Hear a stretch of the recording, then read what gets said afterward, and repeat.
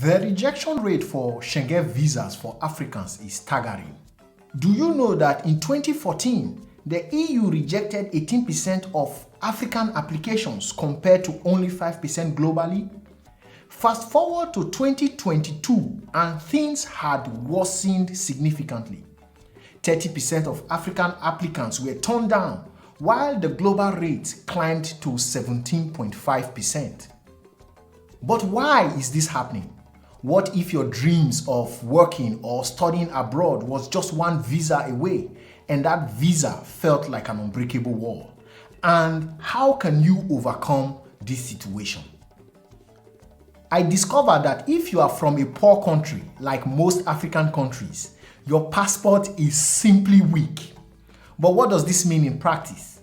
It means that your travel options are severely limited. You can't just hop on a plane without a visa. As a matter of fact, there is more to it because I also discovered that the less money a country makes in terms of GDP and GNI, the more likely its citizens are to have their visa applications denied. So, what can African students and professionals do to improve their chances of securing European visas? The answer is not straightforward. However, the first thing is to ensure that you establish a clear intent and purpose for your journey.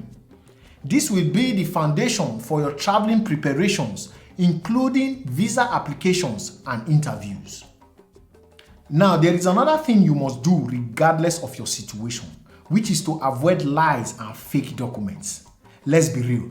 Lots of people apply for visas they do not qualify for, hoping to trick the consular officer into granting it. For example, why should anyone pretend to attend a conference abroad with the intention of immediately disappearing upon arrival?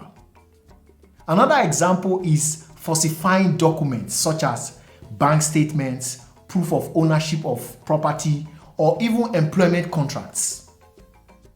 I know that many people, especially young Nigerians, seek better lives and opportunities, but you have to understand that consular officers are becoming better at detecting lies and falsification. So why worsen the situation which is already terrible? These officers do not have much time, and once they confirm, suspect, or have reasonable grounds to suspect that your application is fraudulent, you immediately receive a denial. So, strengthen home ties and prove financial stability with legitimate reasons and evidence.